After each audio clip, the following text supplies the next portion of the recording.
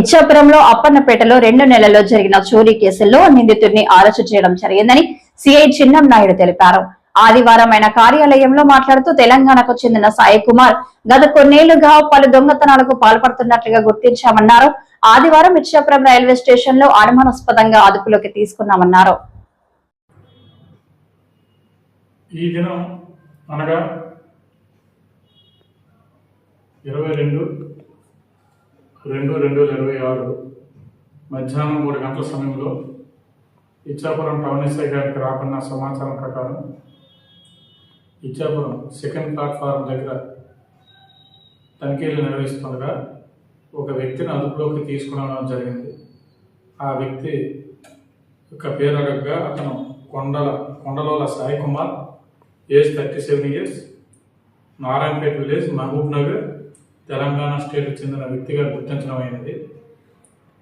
అతని దగ్గర చెక్ చేయగా అతని దగ్గర సుమారు 45 గ్రాముల బంగారం, 10,500 రూపాయల క్యాష్ దొరకడం జరిగింది.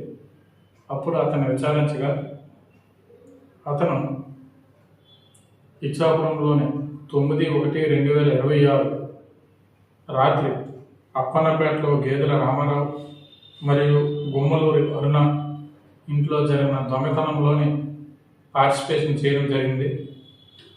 ఆ ఇంట్లో పైన తులంపావు బంగారం మరియు 6,500 రూపాయల క్యాష్ రికవర్ చేయడం జరిగింది.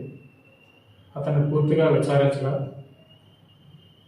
ఇతను 2008 నుంచి చిన్నప్పటి నుంచి నేరాలు, అతని వయసు సుమారు 17 సంవత్సరాలు 18 సంవత్సరాల నుంచి నేరాలు చేయడం స్టార్ట్ చేశాడు. ఇతను హైదరాబాద్, బేగంపేట, తెలంగాణలోను, ఆంధ్రాలో, నెల్లూరు, చిల్లకూరు, గూడూరు ఆ ఏరియాలో కూడా, కడప ఏరియాలో కూడా నేరాలు చేయడం జరిగింది. వాటిలోని జైలు శిక్ష కూడా అనుభవించడం జరిగింది. రీసెంట్గా నెల్లూరు చిల్లకూరు క్రైమ్లో అరెస్ట్ అయ్యి 6 నెలల కిందట జూలై నెలలో జైలు నుంచి రిలీజ్ అవ్వడం జరిగింది. ఈ 6 నెలల కాలంలో ఇతను జయపురంలోను మరియు మిలియాపుట్లోను, నర్సన్నపేట, ఆమదాలవలస, విజయనగరం మరియు ఇచ్చాపురంలో సుమారు 7 కేసుల్లో దొంగతనాలు చేయడం జరిగింది. ఈ 7 కేసుల్లో ప్రాపర్టీ 45 గ్రాముల బంగారాన్ని మరియు 10,500 రూపాయల క్యాష్ని రికవర్ చేయడం జరిగింది. ఇతరులను పట్టుకోవడంలో క్రియాశీల పాత్ర పోషించిన ఇచ్చాపురం టౌన్ సిబ్బంది పాల్గొన్నారు. అదేవిధంగా ఇతను అరెస్ట్ చేసి రిమాండ్ నిమిత్తం ఇచ్చాపురం మేజిస్ట్రేట్ గారి దగ్గర ప్రొడ్యూస్ చేయబడుతుంది.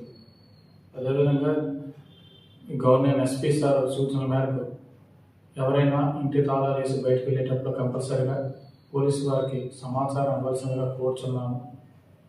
అంతేవిధంగా LHMS locked house monitoring system అనేది ఉన్నది.